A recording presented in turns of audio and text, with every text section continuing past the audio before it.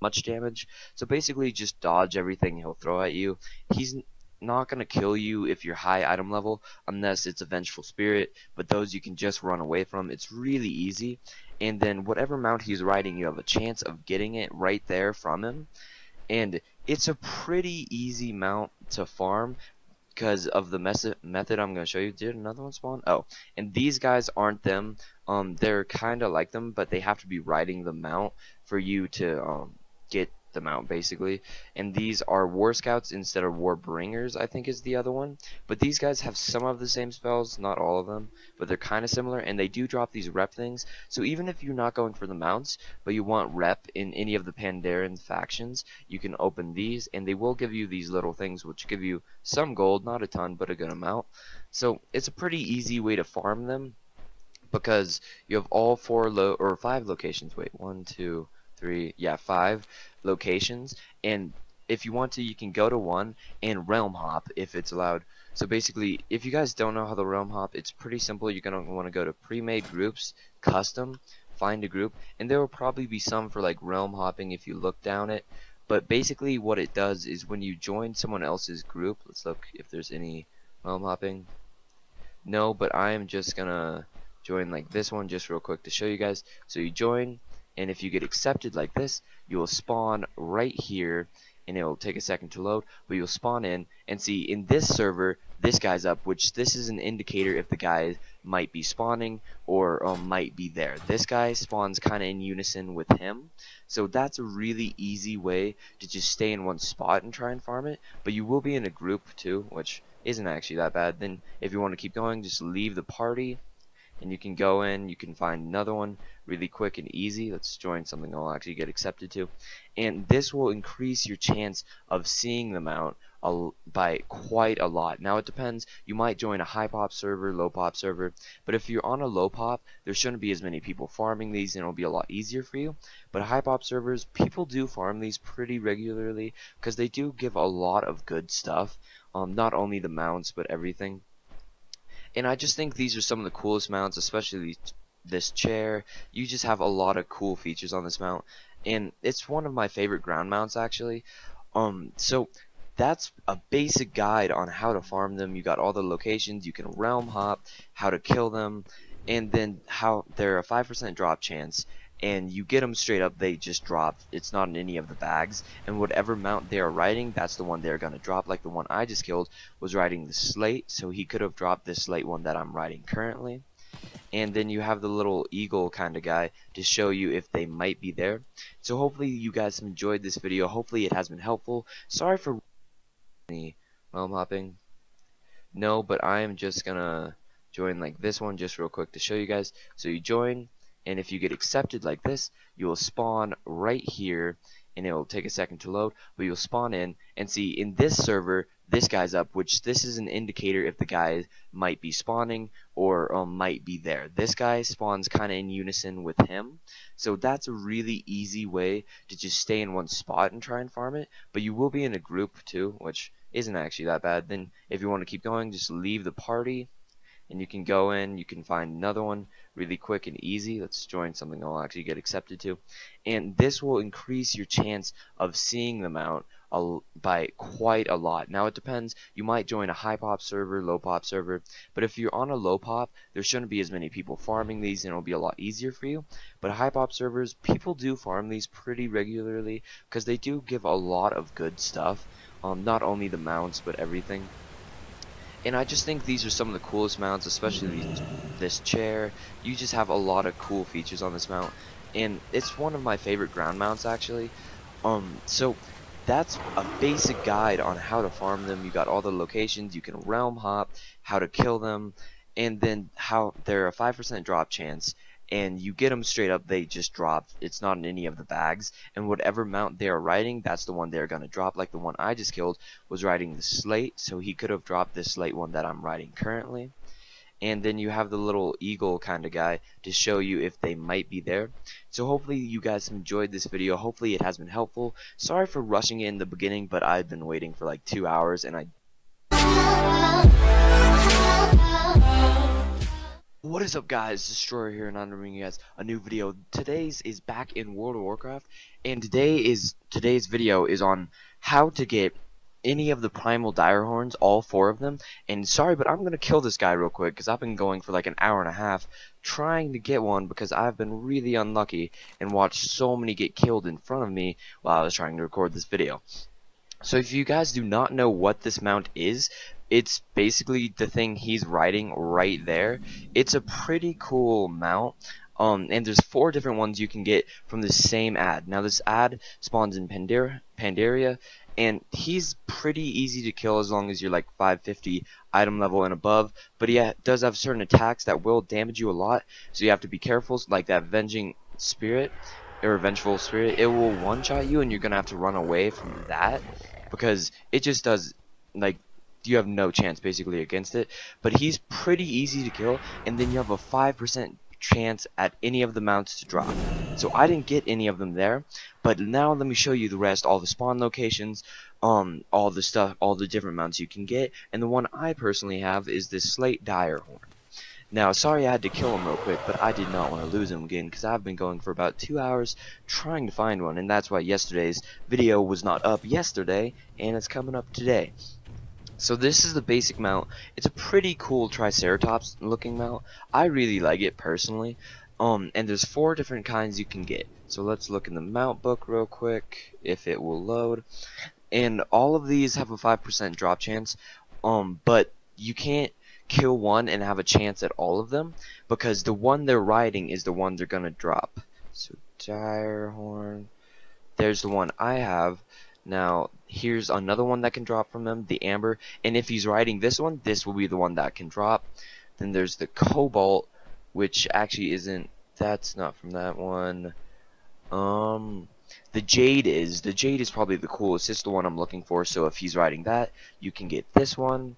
And let's see, is this all of them? Dum-de-dum. It's not one.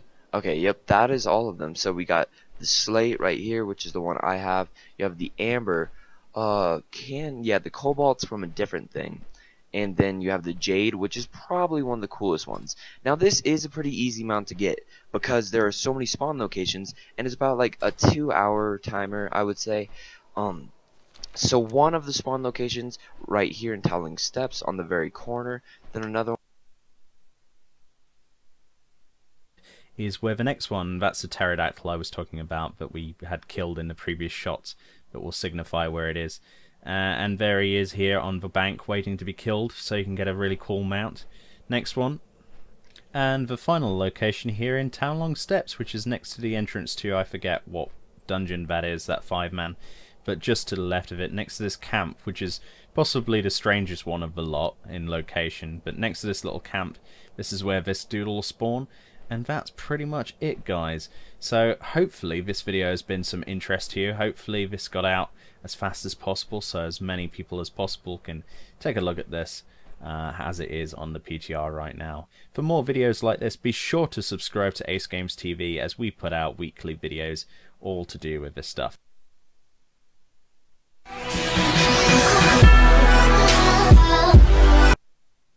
What's up, y'all? It's me, it's your boy Asmongold, and today I wanted to show you guys how to efficiently farm the Mists of Pandaria World Boss mounts. Now, before I begin, I do want to say something. You don't want to do this, okay? Do not fucking do this. I can guarantee you that my actual audience of people that will do this, that are watching this video, is probably like 6 people. This video should have 6 fucking views because of how insane this is to do. Do not do this. It's a complete waste of time. But, if you want, I'll show you how. Now, the Mists of Pandaria World Boss mounts are a drop 1 in 2,000, okay? And because of that, you want to have as many characters as possible to farm them every single week. If you have a character on another server that you don't have any other characters on that is over level 70, you'll be able to make a Demon Hunter. You can go through the Demon Hunter starting zone and quickly get that Demon Hunter up to level 100. At level 100, it will be easily able to farm the World Boss mounts and also get the coins to farm the mounts again. Now, as you guys can see, obviously, you will probably run out of names if you're doing this on a lot of different servers, and it does not work. If you don't have a 70 character on the server, you're not going to be able to make a Demon Hunter on there. You can't make a class trial character and then make a Demon Hunter. I actually just tried that before I made this video. But after that, you want to go ahead and get all of your characters that you want to do this on. Obviously, every character can do this. There's 4 of them that you're going to be doing each week. If you do Rukmar, that's another one. Now, because these mounts are the world boss mounts, they can actually be coined. So that means that you have to get the Elder Charms of Good Fortune and also the Mogu, I think, coins or runes of fate. The bonus roll coins for the beginning of Mists of Pandaria and also the second tier of Mists of Pandaria, Throne of Thunder. So make sure that you get all of your characters that you want to actually have farm this, get those coins. And so I'm going to show you guys how to get those coins first before I show you guys where to actually find the bosses. Now over here in the Timeless Isle is the best place to farm the coins, minus a couple of other places that are really not very reliable, which I'll actually show you one of those afterwards. Now, what you want to do over here is you want to go over here, and as you guys can see, these gulp frogs, and you want to kill every single gulp frog. You want to kill about 1,000. Probably 2,000. You probably want to kill 2,000 gulp frogs on each character, and that's going to give you enough coins to where you're not really going to have to worry about them for about a year, which is about how long it's going to take you to get one of these mounts, just by statistics.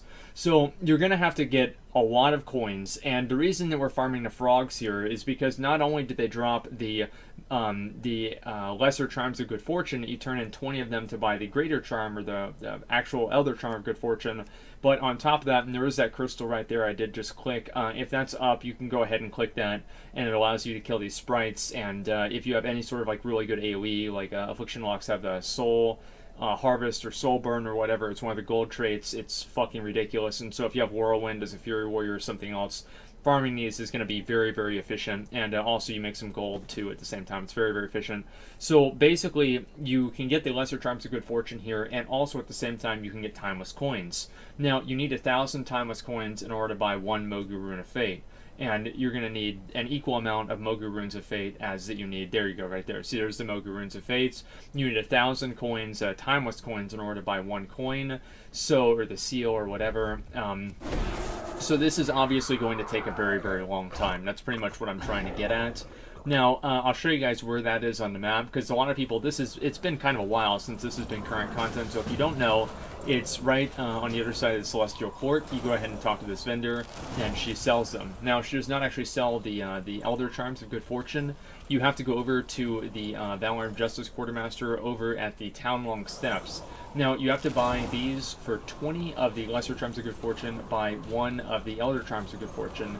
Each week, if you want to do each boss and bonus roll it, it's going to cost you, obviously, 4 coins. So you're going to need 2 Mogu Runes of Fate, or Coins of Fate, runes or coins. I probably should have figured it out before the video.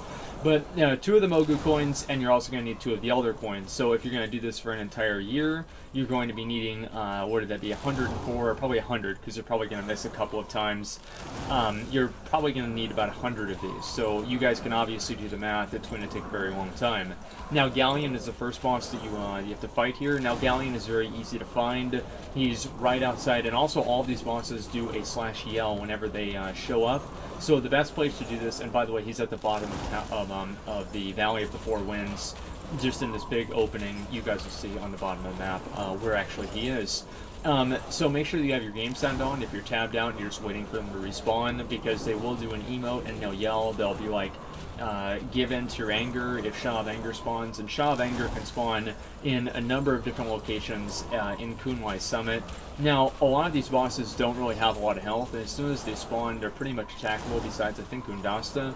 So as soon as they spawn, you want to make sure that you're running over there as fast as you can, so you can get to them as soon as you can and actually hit them, because a lot of other people are fucking dumb, and so they're just going to plop every fucking cooldown they have and kill these in like 2 or 3 seconds. So as soon as they spawn, you have to make sure that you get over there as soon as possible. Now, also, I'm trying to think, like, yeah, basically, like, pretty much you want to position yourself in the middle of Kunlai Summit. That way, wherever it spawns, you're going to be able to get there in time. That's usually where most other people stand. Undasta is obviously over at the Isle of Giants, all the way at the top of Mists of Pandaria, or the Pandaria Island. And this is one of the bosses that you can use, because Shah of Anger and Galleon, you use the Elder Charms of Good Fate. or I think it's a good luck or whatever. You use those, but for Undasta and Nalak, which is coming up next, you use the Mogu runes of fate. So as you can see, I got something. It wasn't the mount. Big surprise. So also, last one here is Nalak. Nalak spawns right outside Throne of Thunder, inside the foot of Li Shen. Also, like, there's a lot of people farming here, so if you have a level 100 character, if you're going to make new characters for this on other servers, try to make them on PvE servers, because sometimes on PvP servers they will kill you. So anyway, guys, I wanted to make a quick video about this. I've probably spent a lot of time doing this recently, and it's been a complete waste of time.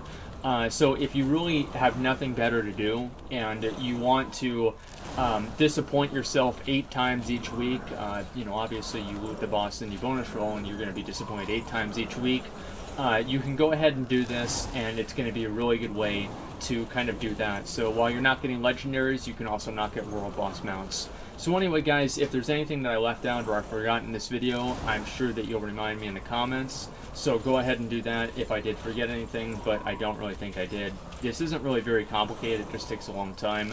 The best thing to do, honestly, is to just farm it on as many characters as possible. And if you have a character, you can make Demon Hunters, and Demon Hunters are a very good way of farming it too. So anyway, guys, that's pretty much all I've got. Thanks for watching, hope you enjoyed, and like, comments, and subscribe.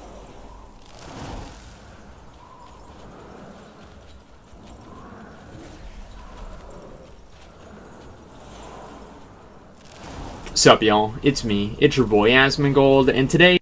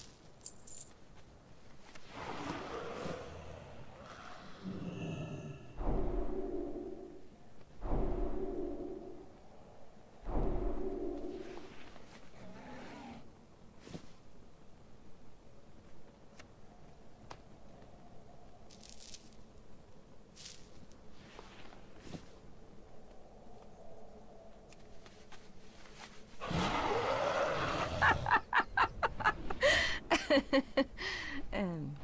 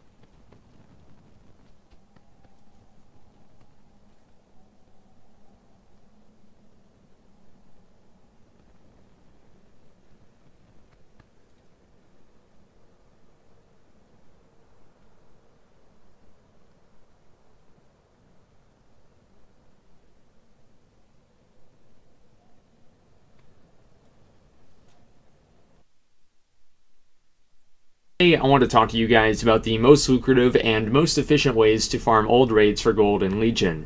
Now, as a lot of you guys remember, back in War of the Draenor, you were able to farm the Cataclysm 25-man heroic modes, and if you did all of them, you came out with somewhere between like 8,000 and 10,000 gold extra every single week with about 1 to 2 hours of work. It was very, very lucrative, had almost no investment, and big surprise it got nerfed whenever the Legion pre-patch came out. Now, for me, that was kind of a disappointment, but one thing that they did do at the same time was they buffed the other gold drop rates from the other raids to kind of compensate for that and balance things out to where the Cataclysm 25-man heroic modes didn't just completely eclipse all of the other raids in terms of how useful they were for farming gold. So obviously, like, now you're going to be able to farm the Warlords of Draenor, I guess like the raids in Warlords of Draenor, like Highmaul, probably most of BRF, and maybe a little bit of HFC right now, and obviously that will increase as the expansion continues. And if you want to get 8 gold and 2 pieces of gear that sells for like 15 gold, yeah, go ahead and do it. Have a great time. But my advice to you is that do not really farm the Warlords of Draenor dungeons or the raids, really either one, unless you're actually looking for a specific piece of gear. I will come out with guides for how to solo all of these bosses at one point or another, but at this point I don't think it's useful or efficient to farm any of these actually for gold. And on top of that, there's also a very, very high DPS requirement. As you can see, I needed to do like something 500,000 DPS to Butcher in order to kill him before he was able to kill me as a DPS spec. So it's very, very hard to do for people who don't really have a lot of gear, and it also doesn't really give too much of a reward if you're not in there for a specific item that's exclusive to that area. So my advice to you guys is that even though the Cataclysm 25-man heroic modes have been nerfed, I would recommend to still do those. Now, there are some things that can make farming these different raids much easier, and I think that the biggest thing that you can get that's going to help you is a food item called Bear Tartar. Now, Bear Tartar, I think it gives you, is it a 70% boost? It's a very, very high boost in movement speed every single time that you kill a mob. Now, as a lot of you guys know, usually the giving some sort of a reward or any sort of a combat buff whenever you kill a mob is usually exclusive to killing something that gives experience or honor. But the Bear Tartar is different in that way, where anything that you kill, even a fucking snake, like a little critter, a little rabbit, you kill the rabbit and you get this movement speed buff. And so this is an extremely, extremely useful thing to do, and I would recommend for anybody, especially farming large dungeons, like something like a Burning Crusade 5-man, where you can just, like, for, I guess in my circumstance, it's a Fury Warrior, you can just whirlwind your way through it. You can keep that speed buff up all the way through, loot all of the mobs, and just as you go through, and it is very, very fast, very, very efficient, and something that I would recommend for pretty much anybody to do that likes to farm old raids in any sort of consistent fashion. Now, as you can see there, I just killed Magma. Now, whenever I killed Magma, I got about 50 or so gold, a little bit over that, and on top of that, I got, let's see, what is that, 7 or 8 different pieces of gear. So whenever you add all that together, each boss is going to net you somewhere between probably like 100 and 200 gold. And so if you clear all of the raids, you're still going to get maybe like 5 or 6,000 gold. And in Legion, any level 110 character is going to be able to clear all of the Cataclysm 25-man heroic modes with really no trouble whatsoever. Now, is it as lucrative as it was before? No, it's not. But the thing is that it's a lot faster. So is like that trade-off worth it? And Omnitron gives more gold, but that's all the other ones give about half that. I think it's because each mob is considered a boss, and so you get twice as much. But anyway, just want to make that clear. You're still going to come out ahead. Now, is this the best way of making gold in Legion? Of course not. No. As a general rule, I can give you guys a little bit of advice, I guess I might as well in the video, is that if you want to be able to make money and kind of break that glass ceiling of like maybe making like 3,000 to 4,000 gold per hour, you have to do something that people either haven't thought of or can't do. And the less people that are in competition with you, depending on the market, the more money you're going to be able to get. So that's something that definitely I want to make sure that you guys understand. And a lot of people are new to the game. They don't really want to like figure out like all the ins and outs of the auction house or whatever. So I would recommend doing the Cataclysm 25-man heroic mode still every week if you're one of those people. Now, the Mists of Pandaria heroic modes, the 25-mans, they basically drop about the same amount of money as the Cataclysm ones, maybe a little bit less gold. but the items vendor for more, because the vendor cost of the Cataclysm 25-man heroic items has been reduced by like 25% or something. So as you can see, many of these items sell for like, you know, like 10 or like 50. No, it's like probably like 15 to 30 gold on average, which is a little bit more than the Cataclysm stuff. So you're going to make a little bit more gear, especially whenever you're getting the tier tokens, because each one of those vendors for 50 gold, right? And so if you're getting like 3 of those each boss, you're going to be getting a lot of money. Now, I would only really recommend doing this if you're doing like Mogushan vaults for like the mount or something like that. Then I would say, yeah, maybe you might want to do it on 25 man. And doing it on heroic, by the way, I was doing a comparison here. The difference between doing it on 25 man normal and doing it on 25 man heroic is apparently just the look of the gear. In terms of the reward that you get, the return, it's very, very minimal. So I would recommend, if you really do like farming old raids, I've always enjoyed doing this, which is why I like making this video, is I enjoy farming old raids because there's a beginning and there's an end. It's not like you're out there in like I don't know, like somewhere on the Broken Isles and you're just killing bears over and over and over and getting meat or like doing herbalism. There's a beginning and an end, and I find it a little bit more compelling than just farming out a specific item in the game. I've always enjoyed it a lot, so I wanted to share that with you guys. And for a lot of people who might not really have the time to invest in like some sort of like specific farming method, farming old raids is going to be a very good way of getting transmog gear and also making a little bit of gold. It's not as lucrative as it used to be, but it's still pretty good. So the the Wrath of the Lich King 25-man modes don't really give a whole lot of gold, as you guys can see, and I would not really recommend doing that unless you're going for something else at the same time. After you do all the Cataclysm and the Mists of Pandaria ones, if you still want to do something else, you probably should, at that point, look into investing into something that is going to give you a higher yield on return, and just actually like doing some thinking as to like what can I do that other people can't or won't do that I can, I guess, like get more out of than other people do, right? Basically, it's kind of like supply and demand, if that makes sense. So anyway, guys, I wanted to share that with you guys. I know that a lot of people have asked me like how to make gold in Legion, and there's a million different ways, but for a zero effort, zero investment way, this is a pretty good way to do it. So anyway, guys, I hope you enjoyed the video. I definitely enjoyed a rabbit. You kill the rabbit and you get this movement speed buff, and so this is an extremely useful thing to do, and I would recommend for anybody, especially farming large dungeons, like something like a Burning Crusade 5-man, where you can just like, for I guess in my circumstance it's a Fury Warrior, you can just whirlwind your way through it. You can keep that speed buff up all the way through, loot all of the mobs, and just as you go through, and it is very, very fast, very, very efficient, and something that I would recommend for pretty much anybody to do that likes to farm old raids in any sort of consistent fashion. Now, as you can see there, I just killed Magma. Now, whenever I killed Magma, I got about 50 or so gold, a little bit over that, and on top of that, I got, let's see, what is that, 7 or 8 different pieces of gear. So whenever you add all that together, each boss is going to net you somewhere between probably like 100 and 200 gold. And so if you clear all of the raids, you're still going to get maybe like 5 or 6,000 gold. And in Legion, any level 110 character is going to be able to clear all of the Cataclysm 25-man heroic modes with really no trouble whatsoever. Now, is it as lucrative as it was before? No, it's not. But the thing is that it's a lot faster. So is like that trade-off worth it? And Omnitron gives more gold, but that's all the other ones give about half that. I think it's because each mob is considered a boss, and so you get twice as much. But anyway, just want to make that clear. You're still going to come out ahead. Now, is this the best way of making gold in Legion? Of course not. No. As a general rule, I can give you guys a little bit of advice, I guess I might as well in the video, is that if you want to be able to make money and kind of break that glass ceiling of like maybe making like 3,000 to 4,000 gold per hour, you have to do something that people either haven't thought of or can't do. And the less people that are in competition with you, depending on the market, the more money you're going to be able to get. So that's something that definitely I want to make sure that you guys understand.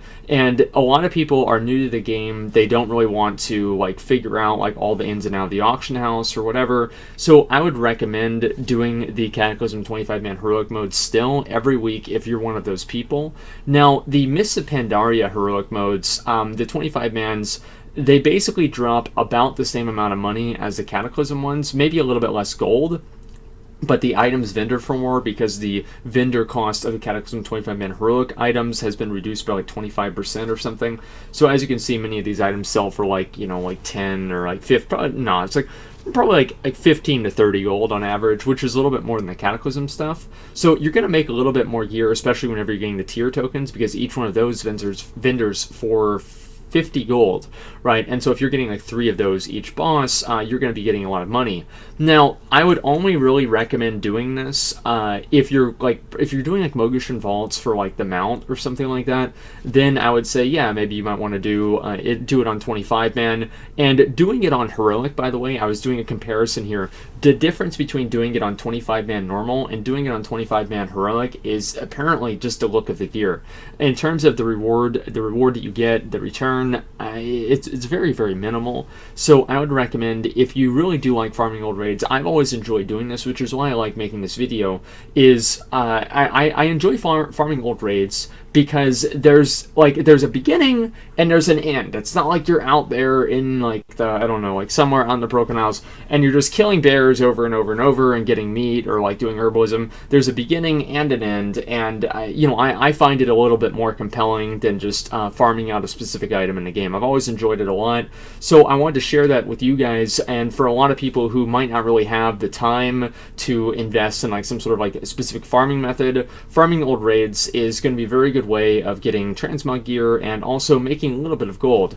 It's not as lucrative as it used to be, but it's still pretty good. So the the Wrath of the Lich King 25-man modes don't really give a whole lot of gold, as you guys can see, and I would not really recommend doing that unless you're going for something else at the same time. After you do all the Cataclysm and the Mists of Pandaria ones, if you still want to do something else, you probably should, at that point, look into investing into something that is going to give you a higher yield on return, and just actually like doing some thinking as to like what can I do that other people can't or won't do that I can, I guess, like get more out of than other people do, right? Basically, it's kind of like supply and demand, if that makes sense. So anyway, guys, I wanted to share that with you guys. I know that a lot of people have asked me like how to make gold in Legion, and there's a million different ways, but for a zero effort, zero investment way, this is a pretty good way to do it. So anyway, guys, I hope you enjoyed the video. I definitely enjoyed making it. So thanks for watching, and like, comment, subscribe.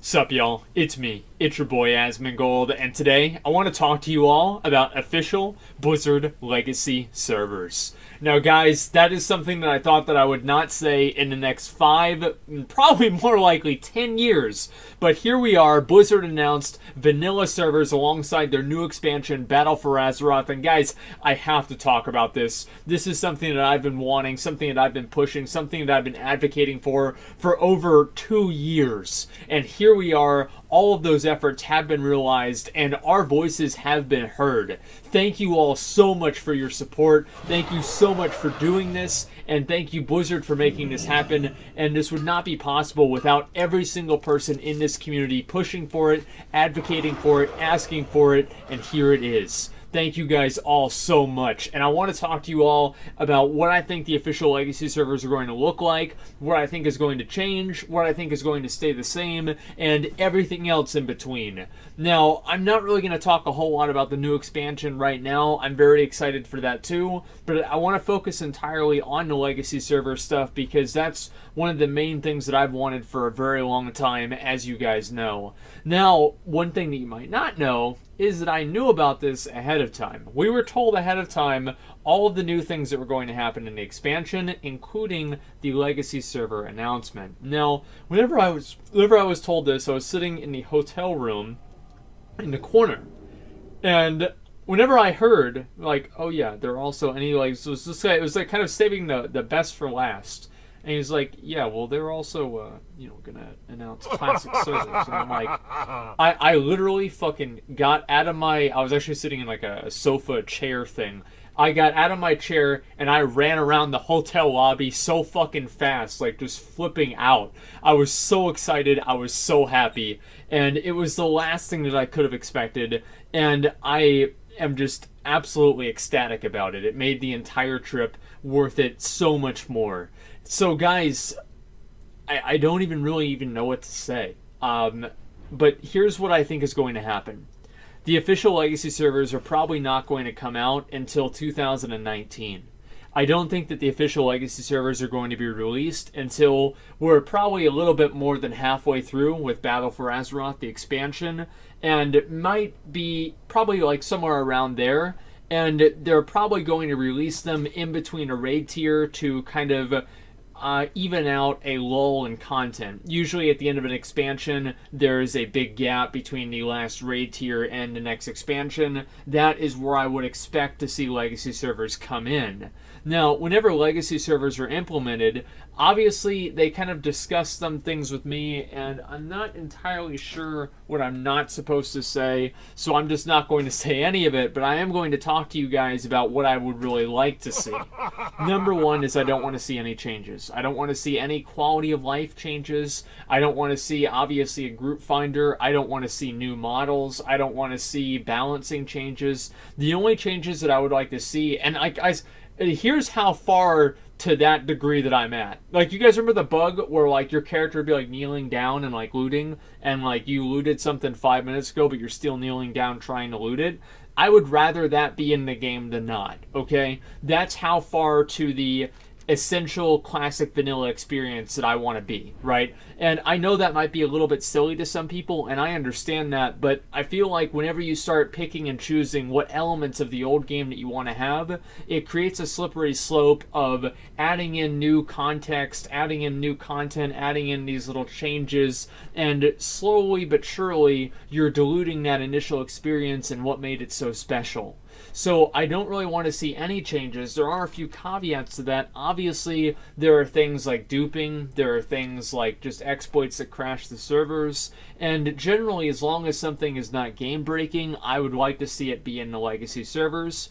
I don't want to see any sort of change at all. I mean, really, I wouldn't even want to see a BattleNet integration, right, with friends lists. I'd want to see, like, actual individual friends lists, just the same that we had in 2006. I'd like to be able to play the game in the exact same facility that I played it in 2006, and for some other people, 2005, 2004. Now, the next question that a lot of people have is that whenever the official Legacy servers are released, are they going to start and are they going to be released with Naxxramas active and basically all of the content available on day one? My personal opinion is that no, they will probably not be. If they do that, I feel like it will be a very, very short experience, and I feel like they could stagger out the content for Legacy servers and build up the hype for them more by staggering out the different raids throughout the year or two in which they would be released on the normal schedule, right? So the game would come out, you'd have Onyxia's Lair, you'd have Molten Core, maybe later on they'd bring out BWL, and I think then there's ZG after that, or AQ. I forgot the specific release schedule from back then, and then maybe release Naxxramas a little bit later on. Now, a number of people have been very concerned about the longevity of legacy servers, and I think that about 80 to 90% of people that start playing on Legacy servers are probably going to quit. Now, you might think that, well, I thought you liked Legacy servers. Doesn't that mean that, like, they're going to fail? Well, not necessarily. If you have, let's say, 10 million people that start on the server, and I wouldn't be surprised if there were that many. Honestly, I mean, this game, World of Warcraft has an audience of people, literally hundreds of millions of people have played World of Warcraft in probably the past 10 years. I'm sure that they'd probably have at least 10 million people that would try it out in the first year, right? I mean, especially with how much hype was behind it. So I'm not really going to be that surprised if a whole lot of people quit. And even with all of the people that quit, I still think that there will be distilled out of that a very, very healthy server population. And there will still be a lot of people playing Legacy servers for a very, very long period of time. You might think that, oh yeah, you're just going to go through all the content. It's like, oh yeah, you're just going to go through all of level 60 and progress through all of the raids and do Nax in a month. It's like, that's probably not going to happen, right? So, especially if they stagger out the releases. So what I'm trying to say is that obviously a lot of people that are going to start playing Legacy are going to quit. There's going to be people that are going to start playing it for the nostalgia, be like, wow, this game sucked, I don't like this game anymore, I'm going to go play Battle for Azeroth. That's totally fine, that's great. But there are going to be some other people that are able to come back, and they're going to be able to experience that same game that I experienced, that a lot of other people experience too, that are watching this, and they're going to love it. And the one thing that I can hope for more than anything is that people that are 16 now, which is like the age that I was whenever I started playing, and they need some sort of a confidence boost, they need some sort of an environment where they can succeed in. I really hope Legacy servers can provide that in the same way that it provided that for me and for a lot of other people. I think that that's one of the big reasons why so many of those people are playing the game today, and so many people remember the vanilla memories so fondly. Obviously, a lot of it's nostalgia. I think that that's going to wear off very soon, and that's where I'm talking about the 80%. But whenever you're talking about millions, still 80% could still be 20% of that, could still be millions. Now, the next question is that, are they going to be adding a Burning Crusade server afterwards? Now, I would not be surprised if the Legacy server did well, they're of course going to probably make a Burning Crusade server. Whenever they make a Burning Crusade server, are they going to let people just progress onto that? A perfect world, in my mind, would be as soon as they released the Burning Crusade server, they would re-release another vanilla server so people could progress through vanilla and do all of that. So there were always progressions, and every single time a new server is released, the other ones are reset in a way. So every single time, like let's say they do it all the way up in Wrath of the Lich King, they bring out the Wrath server, there's a new BC server, and there's also a new vanilla server. And so they kind of just stagger around and they just rotate back and forth with maybe a holding server for players at like level 80 or something like that. That's, in my opinion, an ideal solution for at least for me. So the way that I'm kind of expecting that to happen is for the Legacy servers to kind of be in between expansions. So if they're going to release the vanilla Legacy server in the middle or towards the end of Battle for Azeroth, they're going to release the Burning Crusade Legacy server, assuming the vanilla one does well, maybe towards the middle or the end of the expansion after Battle for Azeroth. And I think that's a pretty safe assumption to make, and that would be what I would like to see, and I think that would be the smartest thing. That way, it could give players extra things to do, which also leads me into something else that I want to talk about, which is how are people going to access Legacy servers? I think that the best solution is to bundle Legacy servers with the current WoW subscription, and that would allow players to kind of, it's like cross-marketing, right? You have some players that come in to play Legacy servers, and maybe there's somebody who hasn't played WoW in 10 years, and they buy a sub and they buy the game to play Legacy again, and they do, and they enjoy it, but then they check out maybe Battle for Azeroth, and they're like, yeah, I really like this too. And vice versa, you're going to have people from Battle for Azeroth that stay subscribed because they can play Legacy servers. I feel like this is going to be an overall huge positive for the game, and I'm really thinking that, I mean, assuming like, unless like Battle for Azeroth is like terrible or something like that, I really think that whenever they announce Legacy servers and they release them, I mean, that we're going to see the highest subscription numbers of all time. I really do think that, because you're going to see probably millions of people coming back to the game to play Legacy servers, and even if it's only for a month or two, that on top of the new expansion, and if they're able to retain players in the same way that it seems like Legion is retaining players, which is better than WoD and Mists of Pandaria, I really think that it's probably going to be better than we even saw in Wrath of the Lich King. That doesn't mean necessarily the game will be in a better state or anything like that, but whenever you combine those two audiences, I think that we're going to see something amazing. And I cannot wait to show you guys. I cannot wait to create content about Legacy servers, and this has just gotten me so hyped up for the game. I love the idea of Battle for Azeroth. I love the idea of warring factions and getting back to the roots of World of Warcraft, and that coupled with Legacy vanilla WoW servers, I mean, what a fucking BlizzCon to be at for my first one. I was so excited.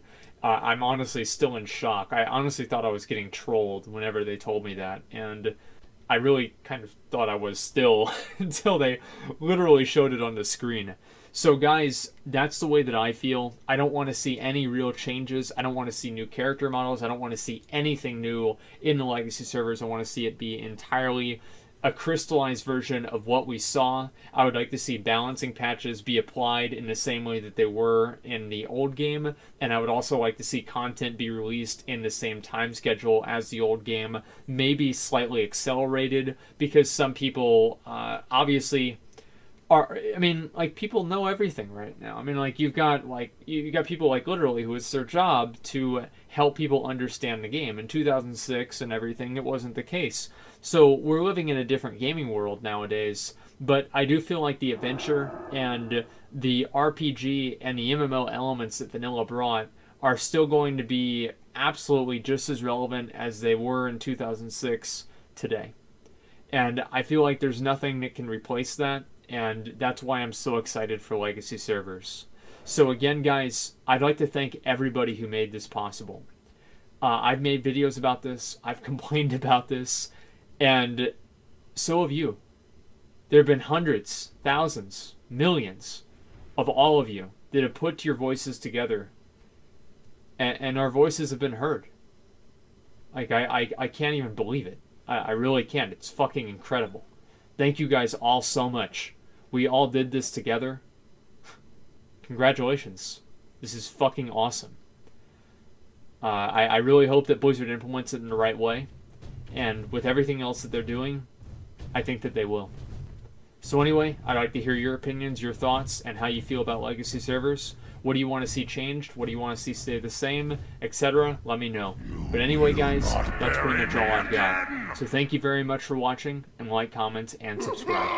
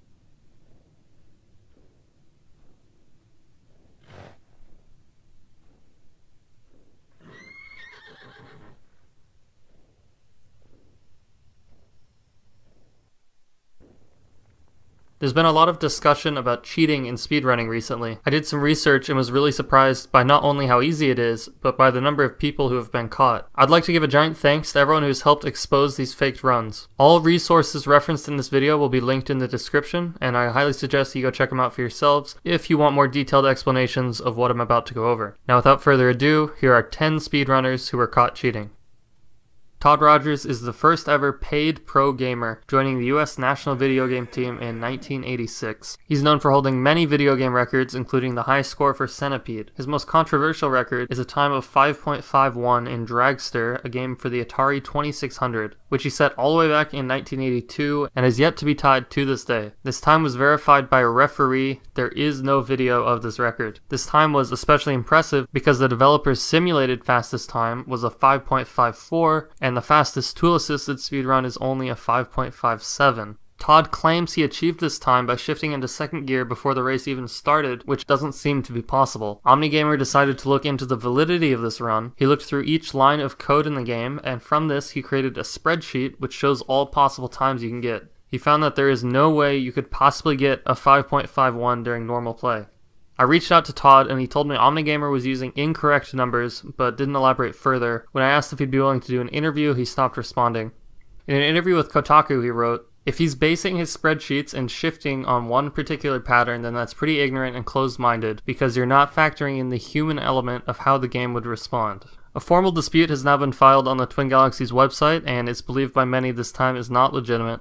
If you watch this clip of Todd playing Dragster recently, he doesn't seem like the most honest guy. That was a bad game. Now the camera's showing and I'm doing miserably. It's really strange because like when people do interviews or media, it's like I can't get below 5.84% or 5.81 for some strange reason. You know what? This stick is really sensitive too here. I'm pressing to the left and it's not shifting. But this is the smoking gun in my opinion. Todd made this post on an Atari message board claiming to have gotten a 5.54, which isn't possible. I imported the photo into Photoshop to take a closer look. You can see this entire picture has this clear checkerboard pattern. Here's a close-up. Now let's take a look at the numbers. You can see the checkerboard pattern on all sides of the 5.54, but the 5.54 itself looks completely different than the rest of the photo. Looking at the 4, you can see the same exact thing. And just to be 100% certain, I took a look at the numbers for player 2 at the bottom of the screen, and sure enough, you can see the checkerboard pattern is present. I can say with certainty that Todd doctored this photo to claim he'd gotten a 5.54, and if he's willing to doctor evidence, he'd be willing to lie about getting a 5.51. Earlier this year, Retro made a really good video about cheating, and I suggest you go check it out. During this video, he talks about Akikon and White Eris, who were both caught splicing 16-star runs. They were both caught because of edits you could find in the audio, but these are not the runs I want to talk about. Retro's video got hundreds of thousands of views, so this topic was fresh on a lot of people's minds. Shortly after Retro made this video, Cheese got his 139 and 120 star, and someone by the name of Holy Moly left this comment on his video. "Yeah, baby, you can play like Tass. Very impressive. Back in 2004, I held the 16-star world record for several years. Holy moly." A prominent Mario runner, Gothic Logic, saw this comment and decided to do some digging. He found the run he was looking for, and when he analyzed the audio in Audacity using the spectrogram display, he found the exact same blatant splices in the audio file that White Eris and Akikon had been exposed for years ago. This one cracks me up because he had gotten away with this for nearly 12 years. No one would have ever questioned him if he had just shut up, but no, he had to go around and randomly brag about his fake time on someone else's video. The videos are still up, but now everyone knows this run is fake. There was a time when TSA was one of the most respected Zelda speedrunners. I found runs of his dating all the way back to 2004 when almost no one had any idea what speedrunning was. But in 2011 it was exposed that many of his speedruns were not in fact single segment runs like he had said, but instead segments spliced together. I was able to find one of these runs, his Ocarina of Time any percent run, in 5 hours and 4 minutes. When you pause in this game, it will remember which screen you looked at last, so when you pause again later, you'll be looking at the same screen.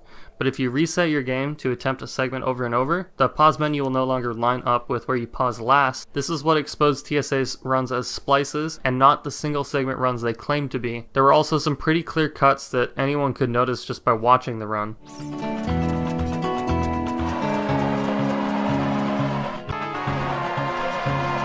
TSA responded to the accusations on the SDA forums, which I'll now read a portion of. I did not cheat at speedrunning or fake runs ever. I had to listen to a bunch of Zelda speedrunners explain how my item drops and other inconsistencies prove I used what they called splicing and saving quit to make what amounts to a segmented run masking as a single segment. This is not true, and I'm going to give you the full explanation of why this is so. As I explained to Radix 6+ years ago, back then I did not have a good PC or capture card. I could not capture beyond a certain time limit. Too many of my runs would end because of a capture issue, and I was fed up. Yes, I could have used VHS or DVD, but I was convinced by SDA people back then that capture cards were the way to go. So just throwing SDA under the bus for no reason. Before I ever submitted to SDA, I submitted all my runs to VHS and CAM on Twin Galaxies. No way I could have cheated with the setup they required. It was all in one capture, on tape, with CAM footage to prove I played the game. My capture problems led me to ask Radix about a solution, which was allowed by him. It was to allow me to capture my runs in chunks. However, I would do multiple runs at a time. And this is where it gets good. And despite my best efforts, I now know segments from different attempts made it into the submission files to Radix. So somehow, even though he was trying his hardest, different segments just got mixed up and submitted as one run on accident. You can easily say that this means I picked the best segments and constructed better runs. And that is exactly what I'm saying. Ultimately, his runs were removed and he quit speedrunning completely. In 2014, a runner named Goron Guy was caught faking a 100% run of Majora's Mask. This really surprised me, not because he would try to cheat, but because of how terrible of an attempt this was. All he did was make up fake splits and then start his stream right near the end of the run. Another runner named Thiefbug called him out pretty much immediately, and Goron Guy admitted it was true. He wrote a pastebin in response in which he really never apologized and made a bunch of excuses for what he had done. This prompted a lot of criticism from the wider speedrunning community. He still streams consistently, and the good news is he hasn't cheated again to my knowledge, and after what he went through, I doubt he ever will. Frigate Secret Agent is possibly the most frustrating run in GoldenEye. There are 4 objectives you must complete, with Objective A being rescue hostages. Freeing the hostages isn't enough, they need to be freed and escape off the boat. The issue with this is hostages run around the boat randomly and almost never escape fast enough for a world record run with all objectives completed. At the beginning of 2011, the untied record for the run was 1 minute 1 second. Until a runner named Henning posted a time of 1 minute flat. The issue with this run, right here, as the level goes to fade out, Bond puts away the Phantom, but when entering the boat unarmed, he will always put away the PP7. This was evidence of a spliced end screen, and after examining more of his runs, it turned out he had cheated repeatedly for years. This led to Henning being permanently banned from the Elite and having all his times removed. Staying on the topic of GoldenEye, I spoke with another dirty cheater, our White Goose. Out of all the runners I reached out to, he was the only one willing to do an interview, so I thank you for your openness. Here's what he had to say about his faked runs. Yeah, so I made them all at once, and it was like November 2007. 2 on Frigate 00. So there was first a 110, and then once I had it faked, I was like, oh, let's go all the way, and let's go 107 untied world record. There was a 101 Secret Agent, so it was 2 untieds, and then Frigate Agent 23, which is like a multi-tied record. And the thing with Frigate is like it's the level to fake, because a completed run looks the same as a failed run, right? You get to the end of you hop in the boat, you hope the hostage escaped as you were exiting the boat, and you splice on the cutscene and watch it fade out. Yeah, what I could have done is Game Sharked it, waited at the boat, jumped in at 107 with all objectives complete, and now I have like a viable 107 end screen that I can use to edit and whatnot. I mean, this is 10 years ago. The editing isn't as good either. I was too lazy. So just like found the number 7 on the end screen somewhere else, and I just like shopped it over the last digit, and then I just mimicked the because the thing with GoldenEye that makes it a little bit easier is that it'll always say best time. It'll say the time of the run, time, and then best time. So if I did get a legit 107 fail, I could just copy paste that portion of the end screen onto the best time part and make it look legit, right? So that's all I did, and I did that for all. That was my standard practice for all of them. It was like the end screen obviously was static, right? So nowadays people do a lot of like movement on the end screen, not necessarily to prove it's not fake, but that's kind of where it stemmed from. To like, it was kind of like a show of like, oh look, I can move my cursor on the end screen. It's clearly not a shopped end screen. At the time, the moderators and admin were the guys. I always talk about these guys, Endgamer and Commissar, who like really didn't care about GoldenEye, didn't care about the rankings. They just wanted to they were kind of hoping the site was going to die, and they would just kind of have a hangout to watch NFL and play poker and that kind of stuff. And that's actually part of the reason why I made the fakes, because I wanted to like motivate people to like take action and like kind of make rules and stuff, because they weren't going to do that any other way. So I had to kind of play devil's advocate and take drastic action. Eventually, after like, you know, weeks of a firestorm in the forums, I think they made a poll that was like, oh, what should we do with Goose? Should we ban him? I think my times page was frozen for like a month or two. And I kind of took 2 or 3 months off of Gold Knight. And then when I came back in late January or so, I posted like a legit untied record. And I wouldn't say all was forgiven, but we moved on from there, yeah. Chibi is best known for his couch commentary at SGDQ 2014, but he also has a decent-sized following of his own on Twitch. During 2015, he started speedrunning Paper Mario: The Thousand Year Door. Here, you can do a frame-perfect jump to make it onto this ledge, which saves a significant amount of time. To perform this skip with a normal jump, you need to enter the fight at the exact peak of Mario's jump. If you're off by 1 frame, this will not work. If you watch Chibi's first jump, you can see he loses a little bit of height before entering the fight. That means there's no way he could possibly get the skip at this point. But Chibi had used an action replay to give his jump extra height, so even with the lost height, he was still able to make it onto the ledge. An expert in the game, Tas Maleo, was watching in chat and knew something wasn't right, so he confronted Chibi, and he admitted to what he had done. Chibi later responded to this, and you can tell he's learned his lesson. I don't think Chibi's a bad guy, and this was just an honest mistake. Approximately 1 year ago, a user named Flying posted a San Andreas run with a time of 4 hours, 1 minute, and 13 seconds. Someone named KZ made a video showing how he used both splices and scripts during his run. If you guys want to watch his video, it will be in the description. While it's pretty easy to splice any game, scripts are generally only used for PC games. What they allow you to do is run exact inputs so you can get perfect gameplay. This is similar to how people create tool-assisted speedruns, except they're mixed in with normal gameplay to make it look like a legitimate run. The most obvious evidence of scripts is during this section. Watch how quickly and perfectly he lines up his first few targets. It doesn't look like a human being moving a mouse at all. But if you have any doubts, look at the shots he fires a few seconds later when he turns the script off. Much more fluid, you can tell these shots were made by a human. And here you can see an obvious splice. First, notice the time in the top right is 10:18 as he goes to save. He clicks save, and then there are 3 frames where the game is fading back in. Here's 1, here's 2, here's 3. Notice the direction he's facing, and that the clock is still at 10:18. Now we go to the very next frame, and it's not even close. The splice is clear as day. I never found an official response from him, and he since disabled ratings and comments on his video, which is always a sign that someone is hiding something.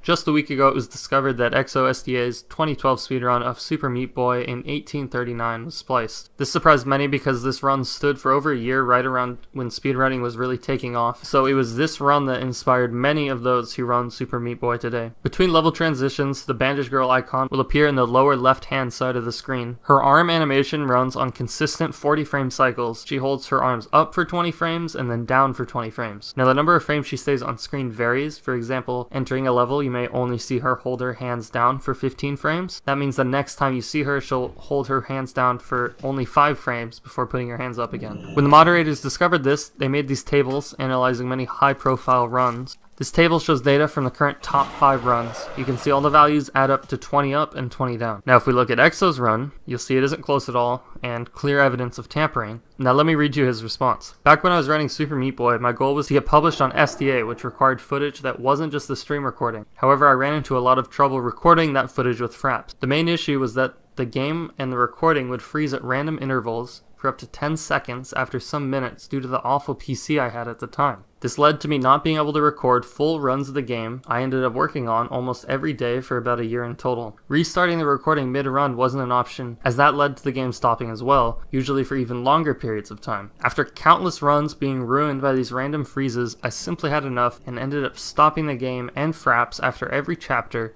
just to be able to record a full run. As I was reading this, I noticed this was extremely similar to the excuse that TSA made years earlier, so I guess great minds think alike. As soon as I made a mistake that I felt was reset worthy, I stopped the recording and deleted the save game to start from the beginning. This is of course the critical part where you either believe me or you don't, and I don't. After this discovery, obviously Exo's run was removed, and all runs must now display the bandage girl icon in the corner of the screen.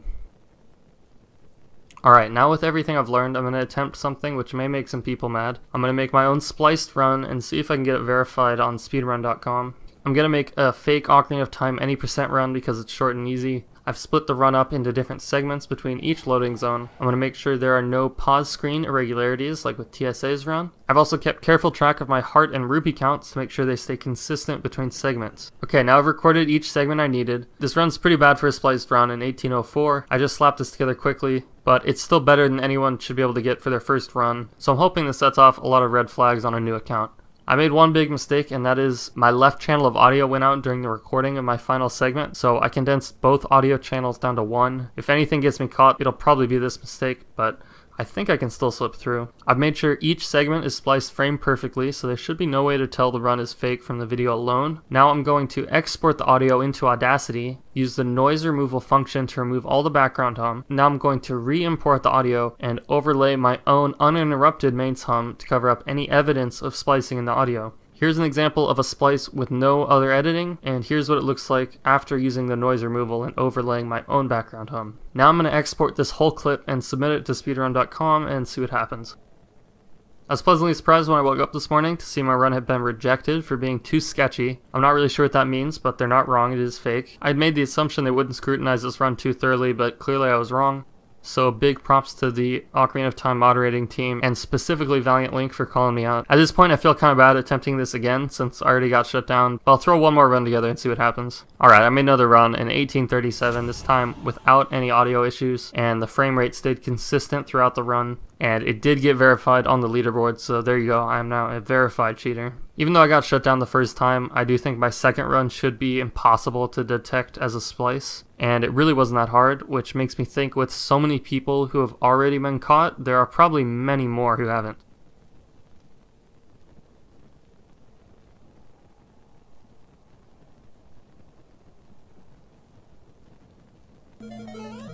Yes!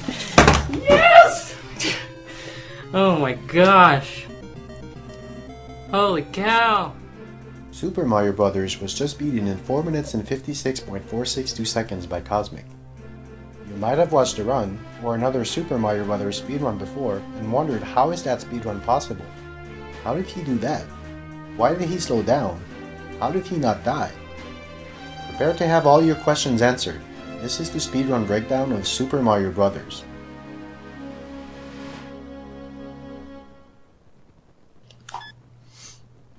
First, you might be wondering why he waits this long on the title screen.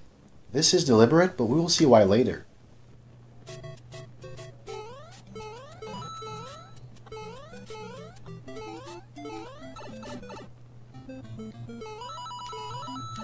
How's it going, Beastworm?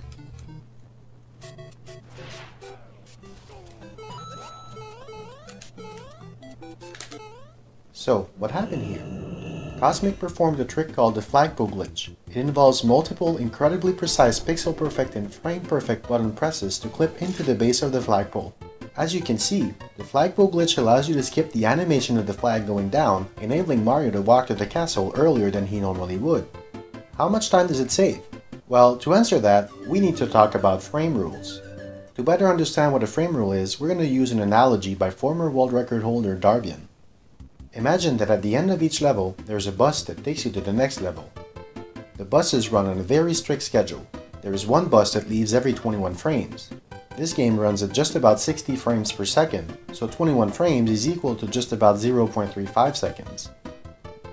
If you reach the end of the level just in time to catch the bus, you'll be sent to the next level without having to wait. However, if you get to the end just a little too late and you miss the bus, you'll have to wait until the next bus leaves 21 frames later. This means that in Super Mario Bros., you can only gain or lose time in increments of 0.35 seconds. Note that there are two exceptions to this, but we'll talk about them later. This increment of 21 frames is what we call the frame rule. Back to how much time this saves. We know that you can only save time in increments of 21 frames.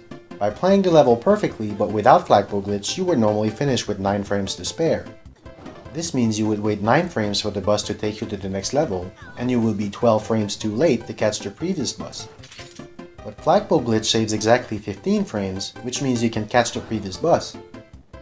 So even though the trick saves only 15 frames, because of frame rules it actually makes you save 21 frames or 0.35 seconds. However, this means that Cosmic has to play the entire level within 3 frames of perfection. This is much easier said than done since the underground section is very hard to do perfectly.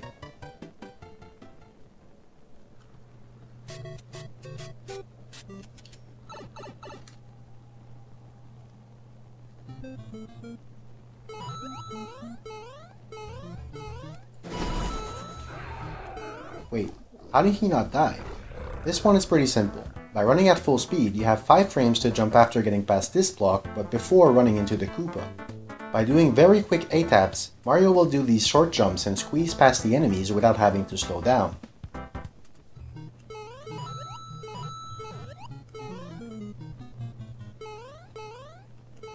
How did he manage to jump on the pipe?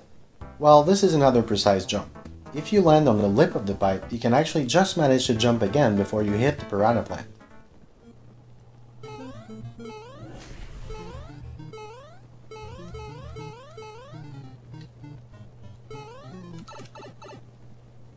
Dude, SVG. Every time you come, I get world record, right?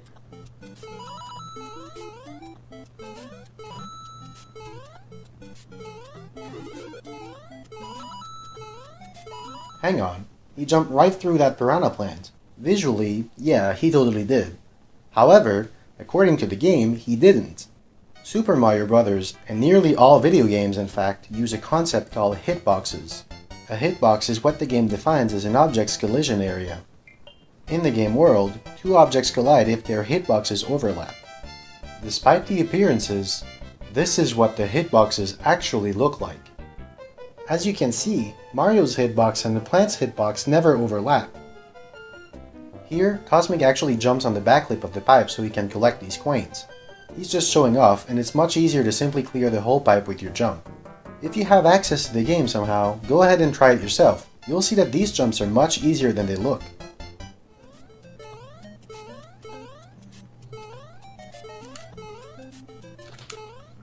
Every time you come, I get world record, right? Here, Cosmic performs another flagpole glitch. Note that this trick requires multiple frame perfect inputs. It's so hard that the best players in the world are only about 40% consistent at it, so pulling it off twice in the same run is rare, even for the world record holder. In fact, you can see that this attempt was his 118th attempt of the session, and it was only the 17th that reached 4-2.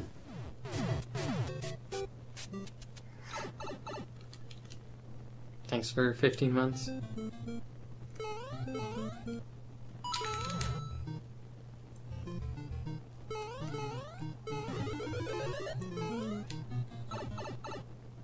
Okay, that was a lot to process.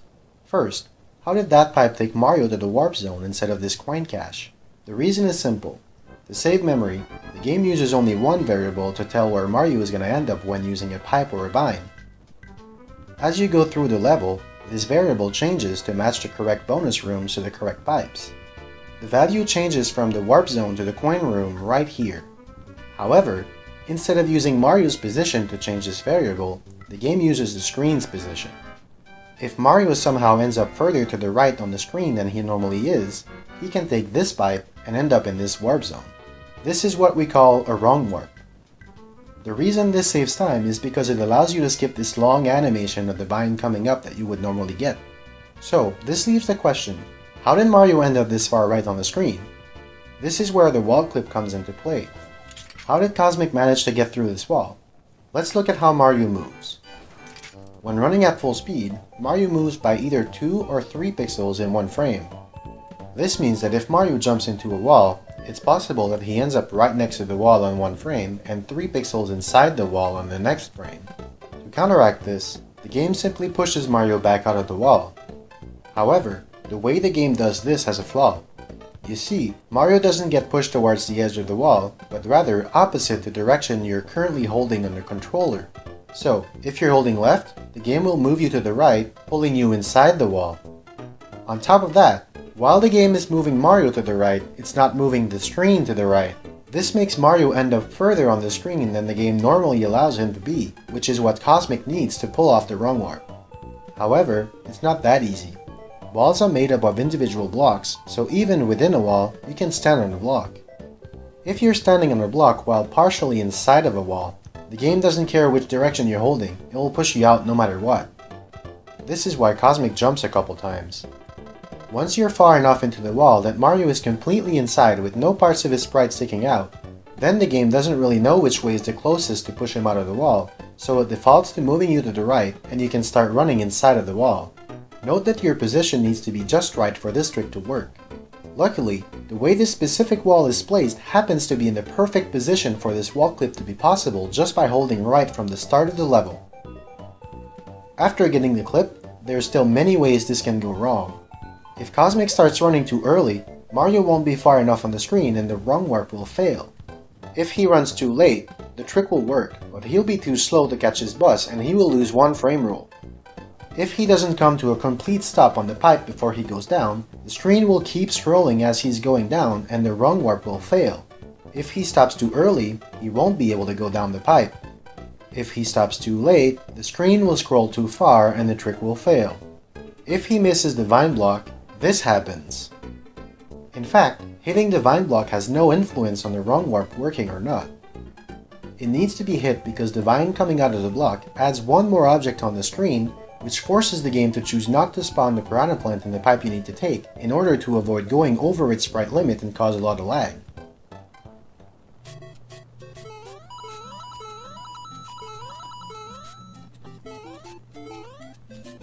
Okay. Probably fast enough. Here, Cosmic hits the wall instead of turning around. The wall stops Mario's momentum instantly, which allows him to turn around much faster, making up for the little extra distance. Because the ceiling is lower and longer here than it is in 1-2, turning around like this is harder yet not any faster than hitting the back wall.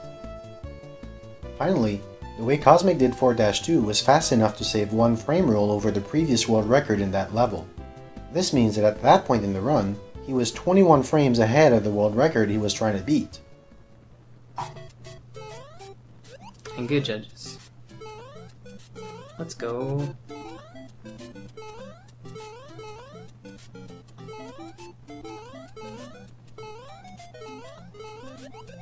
Here, Cosmic jumps on the Koopas. This makes the first Koopa stay on the screen a little longer, and just like the vine block from earlier, makes the game not spawn a third Goomba. This allows him to clear this wall easily.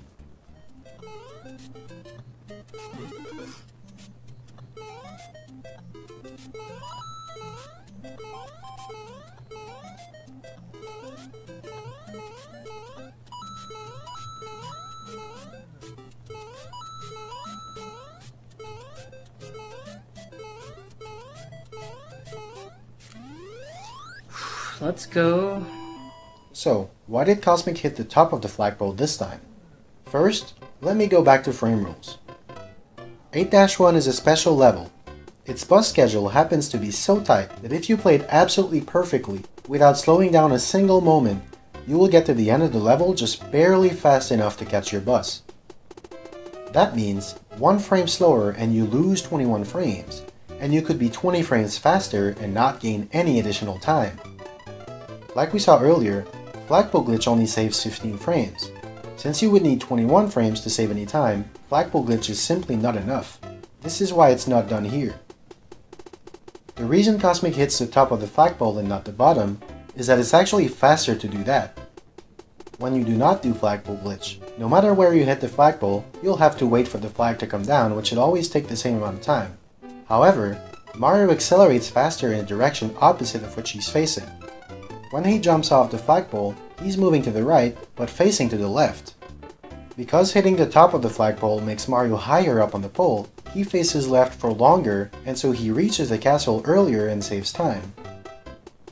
Another thing you may have noticed is that Cosmic hit the star block here. This is actually important because doing that changes a value in the flag called the subpixel position. In Super Mario Bros., the exact position of objects is 256 times more precise than pixels. When Mario reaches the flagpole, a higher subpixel position will make the flag reach the bottom exactly 1 frame faster than the low subpixel position. This means that if you play the level absolutely perfectly, but you don't hit the star block, you will lose 0.35 seconds from seemingly nowhere. The actual details of the trick are pretty technical, but in short, the star that comes out of the block shares its subpixel value with the flag, and hitting the star block makes the flag sub-pixel position just right to save this extra frame. The star block also explains why Cosmic hits the Buzzy Beetle at the start of the level and says, Good judges. depending on the exact frame you enter the pipe in the 4-2 warp zone, you may or may not need to be extra precise in how you hit the star block. This is what's referred to as judges, as if there were judges deciding on the fate of your run. By jumping on the Buzzy Beetle the way he did, and looking at this pixel, you can tell whether the judges are in a good or in a bad mood. If they are in a good mood, you only need to hit the star block, and they will be pleased with your run and let you save the frame roll. If they are in a bad mood, they want to be impressed. They want you to hit the block on the first possible pixel.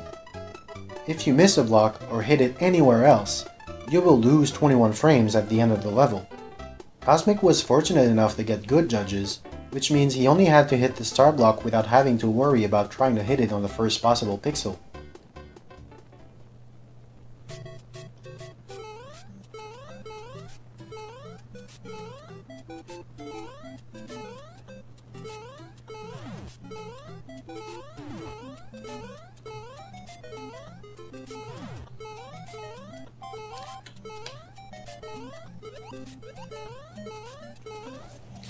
Come on, man.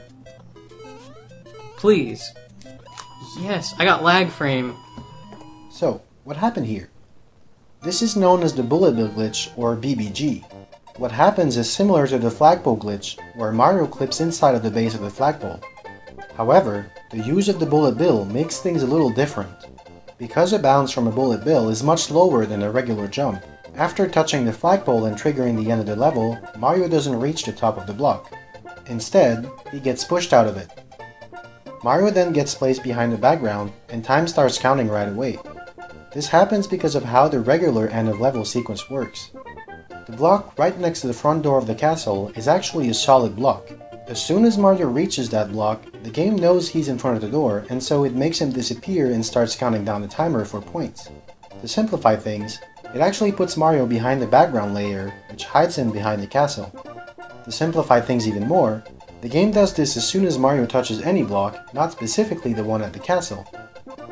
As a result, by getting pushed out of the base of the flagpole, Mario hits that block instead, and the last part of the end level sequence is triggered early. Doing this instead of lowering the flag saves 2.5 seconds. However, because you need to wait for the bullet bill, you actually only gain 2 frame rolls, or 0.7 seconds, from performing this trick. Speaking of which, how did Cosmic know the cannon would fire like that? Well, because of the title screen. By waiting exactly this long on the title screen, Cosmic manipulated the random pattern of the bullet bill cannon into firing a bullet to the right as early as possible. The reason why it goes all the way back to the title screen is because the pattern is based on how much time has elapsed since the game was powered on. To complete the manipulation, he also had to stomp on these 2 Koopas to get the right cannon pattern. One more thing, you might have heard before of the coin toss. Because the game only handles collisions on even frames, each time you stomp an enemy, you'll either stomp on the first frame or the second frame the hitboxes overlap. To get BBG, you need the stomp to be on the second frame because you need Mario to be as low as possible. This means that even if you perform it perfectly, Bullet Bill Glitch has a 50% chance of not working because you happen to stomp on the bullet on an even frame. Fun fact, this is why the demo has 2 different outcomes. The first time the demo plays, Mario stomps on the Goomba on the first possible frame, which makes him hit this brick and throws the demo out of sync. The second time around, Mario stomps on the Goomba on the second frame, does not hit this brick, and the demo plays out differently. Finally, there's one last detail to cover, lag frame. Remember when I said there were 2 exceptions to the 21 frame rule? This is the first one. If you perform Bullet Bill Glitch, there's a chance that the game lags for 1 frame. The exact reason why is very technical, but you can control it by reaching this point with a specific score. Cosmic did not try to control his score, and he got unlucky. This means he lost 1 frame independently of the frame rules, so at that point, he was 20 frames ahead of the world record, down from 21 previously. That split's wrong. Here, the splits show minus 0.3 only because the time he's comparing against is wrong. This split in the next one should have read plus 0.0 because he was exactly 1 frame behind his personal best.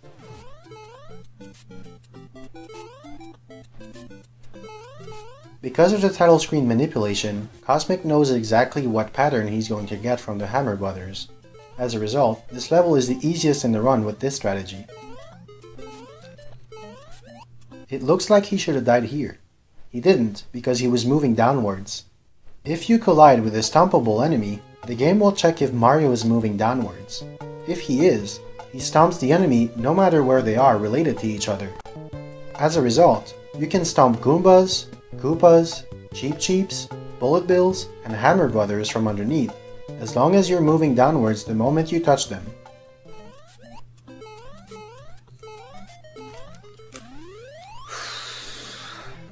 Cosmic slowed down deliberately. If you finish the level without slowing down, you get a 243 on the timer and 3 fireworks go off. By slowing down just enough to get a 242, you avoid the fireworks and save time. You may know that the previous world record did flagpole glitch in 8-3. Cosmic deliberately lost 21 frames to the record by not going for that trick here. Because of lag frame in the previous level, this put him behind the world record entering 8-4 by exactly 1 frame. Flagpole glitch is harder in 8-3 than it is in 1-1 and 4-1. These two levels happen to be lined up just perfectly for a flagpole glitch to be possible. 8-3, however, is not so great. On top of having to slow down to get 242 on the timer, you also need to control Mario's position to be at the correct value, including his subpixel value, for flagpole glitch to be possible. The best known way to do this is to start the level by walking and start holding B at this exact frame. Because this adds another frame perfect input to the trick, 8-3 is the hardest of the flagpole glitches you can do in the run, and Cosmic chose to go for a faster 4-2 instead to improve his odds of reaching 8-4 with a chance to beat the record. 8-4 is the final level. This is the second exception to the 21 frame rule. Because timing stops when Mario touches the axe at the end, every frame counts from this point onwards.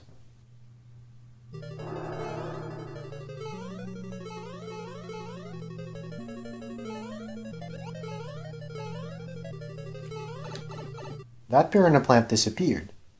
In fact, as long as you're playing the level normally, it's impossible to take damage from this plant because it will always disappear before you reach it. Whenever you miss one of the patterns, the room gets reset and loops. One part of this reset process is making all the enemies currently on screen disappear. For some reason, the developers put this reset trigger too early in this room, so the piranha plant disappears before you even reach the pipe. As a result, you can safely take this pipe even though there's a piranha plant in it.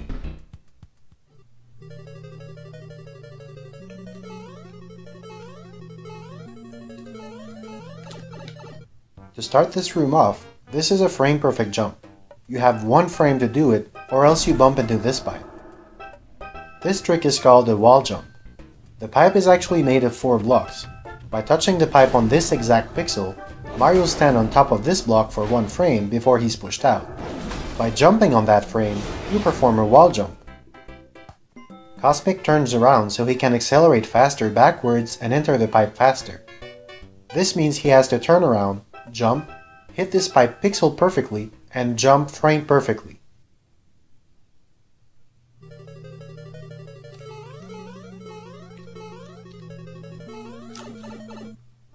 This is called a fast acceleration. By turning around and immediately jumping and holding right, you can accelerate faster and save several frames. Similarly to the 4-2 wrong warp, you can go to the water room by entering this pipe if you let the screen scroll far enough to update the value of the room the pipe will send you to.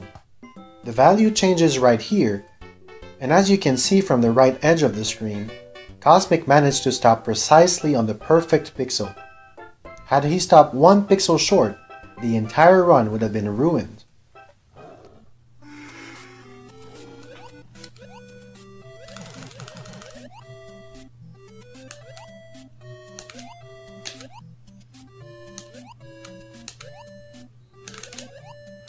Oh my gosh. Here, Mario comes very close to the fire bars, but thanks to forgiving hitboxes, he's actually fine. However, he touches the ground here and here, which cost him a couple of frames. Come on, man. Yes! Yes! Oh my gosh. Holy cow. Right at the end, Mario went through the last hammer. This is because the game can only assign a limited amount of hitboxes at once. Mario has one, Bowser's Fire has one, and Bowser himself gets 2 hitboxes. Each hammer also gets 1. By the 6th hammer, the game simply can't give it its own hitbox. As a result, the last hammer is only for show, as it is non-solid and can be completely ignored. Note that while this is true for most of the hammer patterns, some hammer patterns actually do have enough hitboxes to make it impossible to go through. The exact pattern depends on the frame you load Bowser on, which depends on how you played 8-4, so it's essentially random. Cosmic had no idea whether he would get a good or a bad pattern, so he had to jump and pray. The timer shows 456.54, but the actual time of the run was 456.462.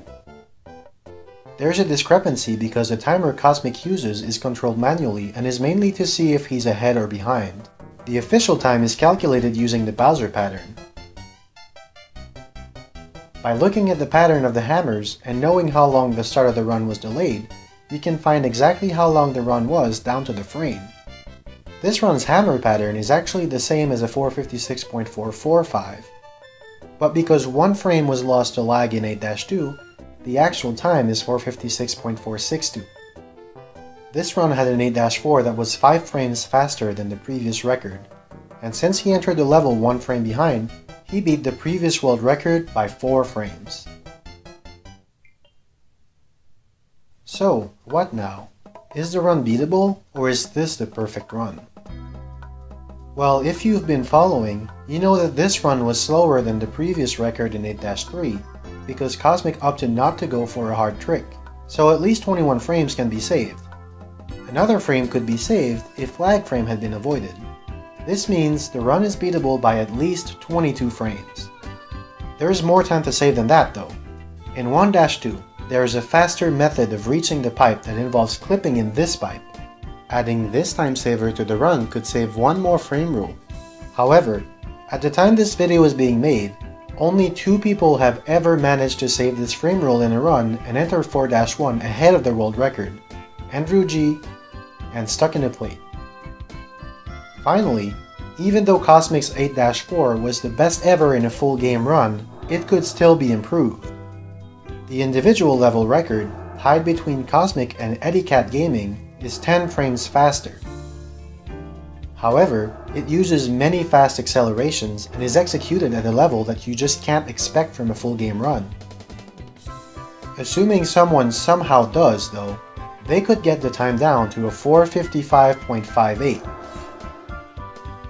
You get this time by taking the fastest anyone has ever completed every single level and combining those times together. If we want to go even further, it has been theorized that a human could potentially complete 8-4 in a time that is 5 frames faster than the fastest that has currently ever been done. If those mythical 5 extra frames were somehow saved, that would bring the time down to 455.496.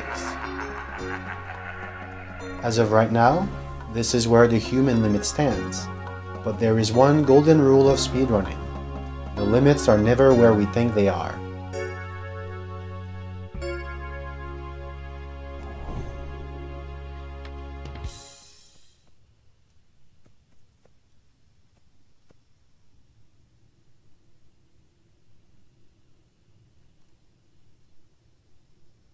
$20 donation from Andy J. Retro.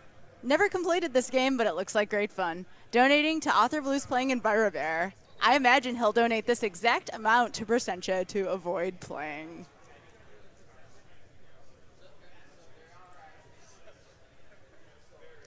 $400 donation from Nogard13. The guy on the couch convinced me. Here's $100 to each of the 4 runners getting 5-4 skip. Money goes to Runner's Choice.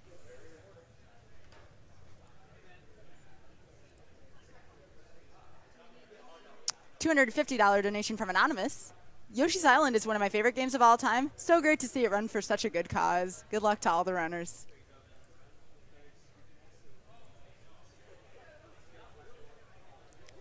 $50 from Andrew X. Loving these amazing runs. Greetings from Australia.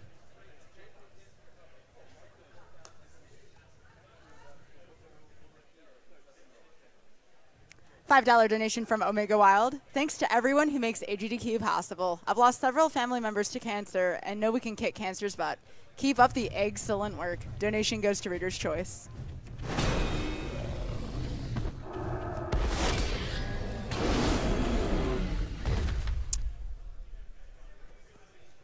$10.01 donation from Dale139.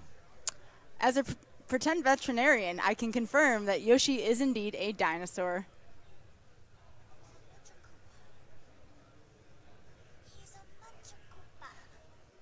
$5 donation.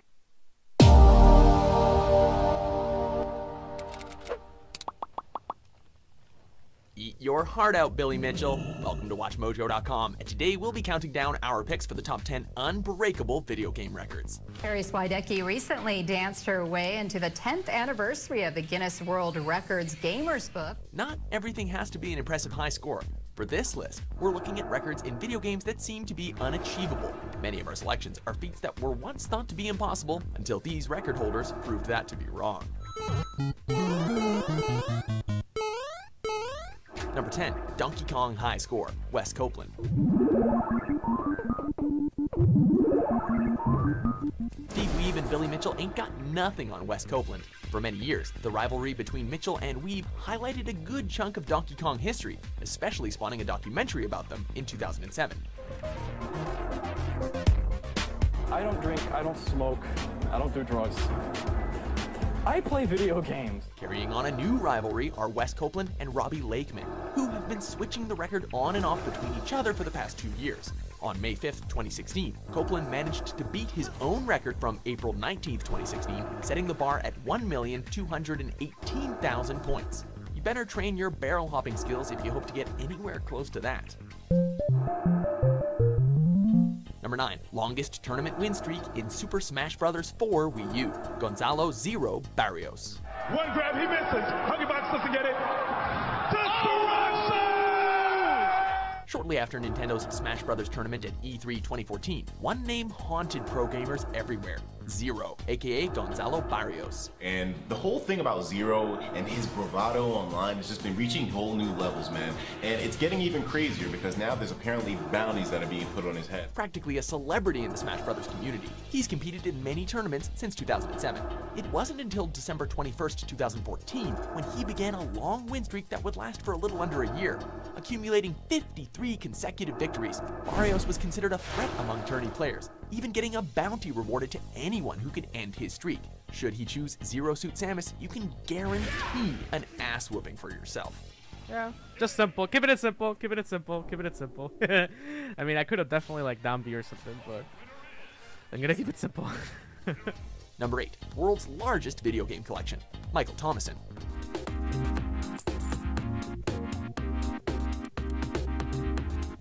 For many of us, this is a dream come true.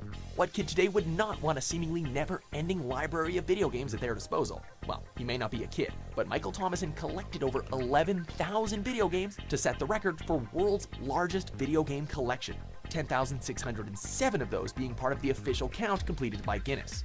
Sounds amazing, but imagine the nightmares in backlogging on these games. Michael Thompson has a massive collection of 10,607 games.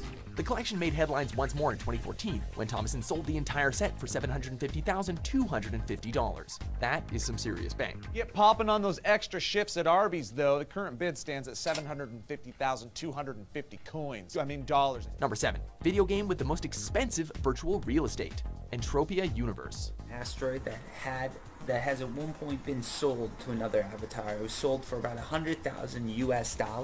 Microtransactions can be the worst sometimes, especially when you're playing MMOs or alternate reality simulators. Why spend money for digital material in video games? Well, because we need to expand our virtual towns, duh. And there are a few different ones that you can choose from. Some of the more popular ones are Calypso land area deeds, which give you a share of the profits made on various land areas on Calypso. Enter Entropia Universe, designed by Swedish software company Mindark, where users are allowed to sell virtual real estate, breaking this record in 2009.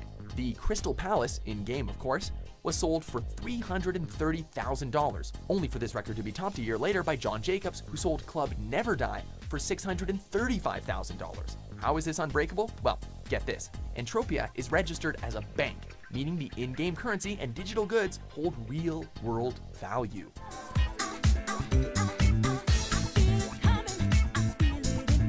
Number 6. Youngest pro gamer. Victor de Leon III, aka Little Poison. My gamer tag is Little Poison. I'm the world's youngest professional gamer. Most of us probably have stories of playing video games at a young age, but how many of you were playing them professionally at that time? That's the case with Victor, aka Little Poison, who entered his first professional Halo tournament at age 6, and following year ended up placing second out of 550 competitors during a Halo 2 free-for-all tournament. He's been officially recognized by the Guinness Book of World Records for competing at such a young age since 2008. And I didn't know how good he was until we actually got to the event. We got 4th place. We got 4th place at the tournament. Now, having surpassed the age of 18, he has since moved on from pro gaming. But until 5-year-olds start winning competitions, his legacy isn't going anywhere anytime soon. 30 seconds remaining. Double kill. Number 5. Largest collection of Pokemon memorabilia. Lisa Courtney. I'm also the world record holder for the largest collection of Pokemon memorabilia. We all know Pokemon's motto of gotta catch 'em all, and this woman from Hertfordshire in the UK seems to have taken that to heart. Lisa started collecting Pokemon memorabilia since she was 9 years old when the craze first started, and since then her collection has continued to grow to the point where her mother's house has memorabilia scattered everywhere. Wow, I've never seen so much Pokemon in my life. No, you wouldn't have. It's the biggest collection in the world. She's been officially recognized by the Guinness Book of World Records since 2009, with over 12,000 pieces of memorabilia. And as of August 2016, that number has grown to 17,127 items, not counting duplicates. If anyone's gonna try to top this record, they have a lot of catching up to do. Pokemon is definitely here to stay. Yeah, I'd agree with that, yeah. I'm quite happy for it to stay. Number 4. Fastest time in Super Mario Bros. Darbian.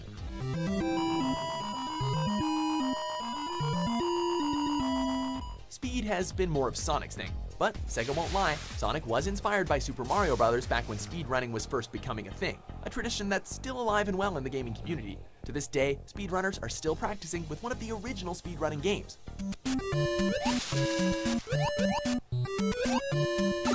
Many players have been setting records with this game, with each setting the bar just a little more impossibly high than the last. In April 2016, a player by the name of Darbian streamed his world record of 4 minutes and 56 seconds. This isn't his first rodeo either, as he's beaten his own times again and again and again. Under 5 minutes? Some of us can barely get through World 3. Props to you, buddy. That was it! That was it! Number 3, highest score in ET, Glenn Case. Some games are just best left forgotten. As totally bizarre as it is to see this game on a list like this, we should ask ourselves one question: who has the patience? This game is pointed to as the trigger that caused the industry to crash in the late 80s. Given how buggy, glitchy, and practically unplayable it was, how could anyone tolerate this game long enough to rack up a high score of 1,058,399 points? Well, Glenn Case would, for 8 hours and 30 minutes. For those about to play the suckiest game of the 80s, we salute you. Yeah, just short of 40,000, over a mil. Number 2, longest gameplay marathon in Just Dance 4, Carrie Swidecki.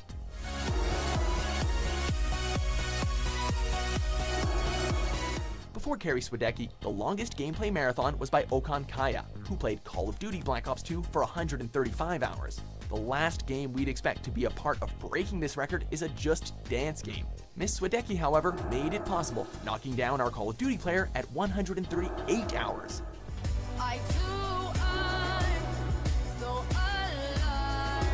This dancer wasn't done dancing with just that record though, as she managed to nab 2 more world records during her run. longest dance game marathon, and longest motion sensing game marathon. Give yourself a victory dance, Carrie. You earned it. Or maybe you should just relax for a bit. I feel incredible. I've kind of taken a couple days of being lazy, not doing anything. Number 1, Pac-Man perfect game speed record, David Race.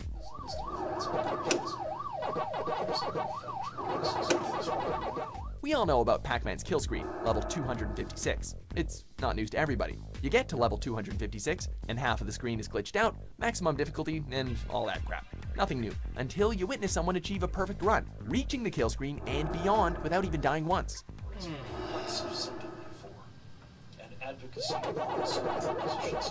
Within 3 hours and 14 minutes, David Race has managed to reach a perfect score of 3,333,360 points in flawless execution. Not only that, but he is the only person to ever achieve this and has beaten his own records on more than a few occasions. Give this man a medal. A giant platinum medal with his name emboldened. Okay, we're getting carried away. So, do you agree with our list? Got any insane world records to share with us that we forgot? Recognized by the records-loving Guinness Book of World Records. God, they love records. They love records so much! For more top 10s published every day, be sure to subscribe to WatchMojo.com. Really? Again? Will not bury me again!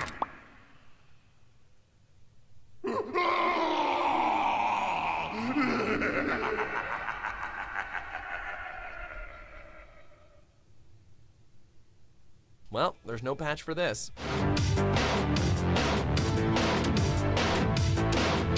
Welcome to WatchMojo.com, and today we'll be counting down our picks for the top 10 notoriously defective pieces of video game hardware. Before we begin, we publish new videos every day, so be sure to subscribe for more great content. For this list, we'll be looking at pieces of video game hardware that had major technical problems or just plain never worked. Number 10, Roll and Rocker. Roll and rock? Roll and rocker. Nope, not Rock and Roller, that would be too clever. This contraption was meant to be used instead of the NES controls D-pad. You'd stand on it and rock back and forth to move. While touted to be compatible with every NES game, it barely worked with a single one, especially if you weighed over 100 pounds. What? You still had to use the controller, of course, to press the A and B buttons. So, if you were doing that, why would you just not use the D-pad instead of struggling with this unwieldy piece of plastic? Even if it worked, the Roll and Rocker was pretty much useless. Each game responds differently, but none of them work. Adventure Island keeps walking right, Excite Bike keeps going down, Skate or Die goes in circles, Kung Fu ducks to the right, Metal Gear does nothing at all. Number 9, Rob the Robot. When you master Rob the video robot and meet the challenge of Gyrobite. You might know this cute but deadly robotic operating buddy from Super Smash Bros., but Rob was actually bundled with original NES consoles back in 1985. If you were expecting a rad, futuristic experience though, you were sorely mistaken. He used flashes from the CRTV to know when to move, would press the B or A buttons on controller 2, and would stack up colored cylinders.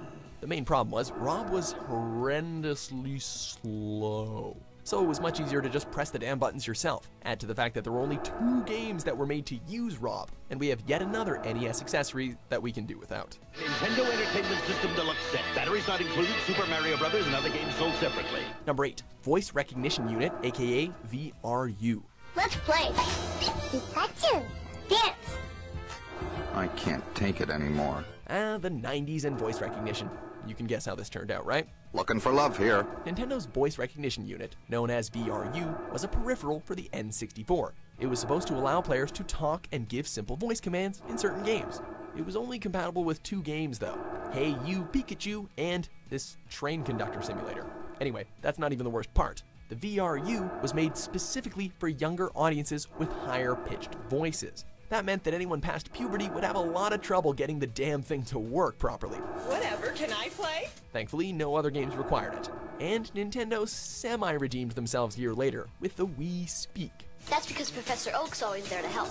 Sometimes friends are good to have. Number 7, the Power Glove. The Power Glove for your Nintendo Entertainment System. Now you and the games are one.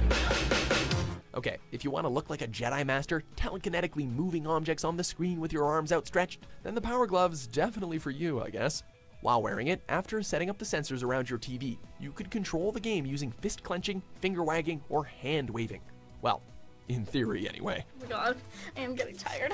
I'm so tired. Despite an awesome design and concept, motion sensors in the late 1980s just really weren't all that good, leading to trouble controlling nearly every game. The Wizard made it look really easy, but that glorified ad kept the truth hidden well enough to sell the accessory. That wasn't even enough though, and thankfully the Power Glove was discontinued less than a year later. I love the Power Glove. It's so bad. Number 6, Atari Mind Link. Get ready for the amazing Atari Mind Link, an exciting and unusual new way to operate Atari home computers. If you thought having a robotic friend in the 80s was too ambitious for its time, you ain't seen nothing yet. The Atari Mind Link was meant to be a hands-free controller, reading the myoneural signal voltage from your forehead. Okay, that sounds really high-tech, but in practice, you basically just place it on your head and move your eyebrows around. The state of the art for the states of your mind. Only 3 games were made to use this: Bionic Breakthrough, Telepathy, and Mind Maze, but none were actually released. Why? Well, technically, the Mind Link itself never got released. Testers got frequent headaches from moving their foreheads too much, and it went down with the rest of the video game industry during the crash of the mid-80s. Number 5, Sega Activator. I'm referring to the box. The polar opposite of the Mind Link, the Sega Activator, released in 1993, has you punching and jump kicking to your heart's content. After putting the plastic octagon together, you just step inside it and infrared sensors detect which move you want to do. The problem was that if you have any kind of ceiling decoration, like lights or a fan, the sensor won't work properly. Even if the setup was perfect, it'd be really inaccurate, meaning your leaps and roundhouse kicks resulted in completely different moves on screen. Factor in its immense price tag at the time, and you might want to deactivate your interest in the Activator. There's never been anything like this. Jump into the action with the Activator. Number 4, Atari 5200 controller.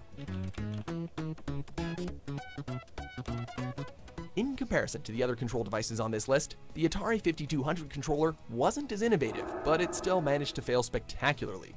Not only that, it's thought to be the main cause of the 5200's commercial downfall. The new Atari 5200 Super System is here, with a controller so advanced it plays arcade. It was supposed to be an upgrade on the Atari 2600 controller, offering 360-degree analog control instead of the regular 8-directional control. It came with a number pad also, and the now essential pause button, which was pretty cool at the time. Unfortunately, the joystick wasn't self-centering, using rubber centering instead of springs, and the firing buttons were just too soft. This led to 9 different controller revisions and third-party developments, but it was all discontinued as Atari focused on the 7800. It even does something no arcade game can. Telephone! It's Judy! Number 3, Konami Laser Scope. A laser scope. You put it on, look through the crosshairs at the picture, and give it a voice command. The Laser Scope was meant to be an alternative to the boring NES Zapper. Just put on the headset and yell fire to shoot at the screen. It was actually supposed to make your gaming experience quieter, as the game audio came through your headphones. But ironically, and I'm sure you could figure this out, having to yell every time you wanted to shoot made it way worse. Fire! In some of these games, you needed to be shooting constantly. Add to the fact that basically any noise the mic picked up caused it to fire, even background noise, and the device became completely ineffective. As a plus though, the headphones were advertised to be compatible with Walkmans, but God help you if you decided to wear these in public, even in the 90s. Fire! Fire! Fire! Fire! Fire! Fire! Fire! Number 2, Xbox 360. Being that it's red leads me to believe that something is very wrong. Just when you thought you were free of the maddening blue screen of death, Microsoft came out with a sequel, the Red Ring of Death. Seeing the 3 rings appear on your brand new Xbox 360 was always heart-dropping. It indicated a general hardware failure, and often came coupled with freezes, graphical, and sound errors. I think we could have $1 billion problem here. Failure rates for the console were reported as high as 33% according to retailers, with a repair shop in the UK reportedly receiving 2,500 defective consoles daily. In a watershed moment, Microsoft's management decided to pay for the shipping and repairs of the faulty Xbox 360s. The high cost of $1.15 billion was a blow to the company, but that move is thought to have saved the Xbox